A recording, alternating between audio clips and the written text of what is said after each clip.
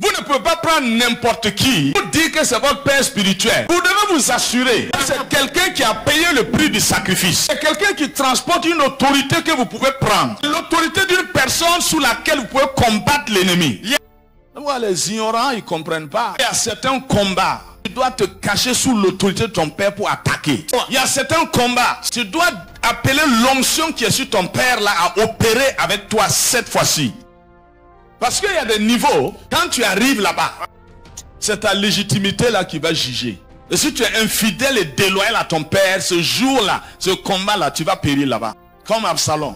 Il est mort par infidélité et déloyauté. Ça va parce qu'il n'avait pas d'onction. Il avait déjà l'onction royale. C'est un arbre qu'il a pendu. Et puis on l'a transpercé avec des lances. Parce qu'il a bafoué l'autorité. Donc Aaron devait travailler sous la couverture de Moïse. Moïse devait travailler sous la couverture de Dieu. Le jour que Aaron a manqué de travailler sous la couverture de Moïse, ça a raccourci sa vie. Et Dieu a dit à Moïse, déshabille-le et qu'il meure ici. Ça c'est terrible. Parce que vous devez savoir que ce que vous avez vient de quelqu'un. Dieu a montré clairement, celui qui t'a habillé, c'est la même personne qui peut te déshabiller. C'est Moïse qui a habillé Aaron des vêtements de prêtre.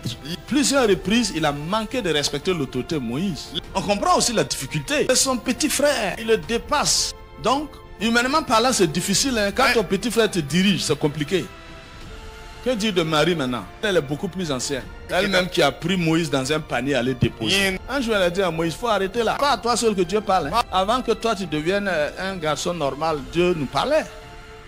Qui t'a dit d'aller marier l'Éthiopienne? Dieu a dit, vous avez mélangé le naturel avec le surnaturel, le physique avec le spirituel.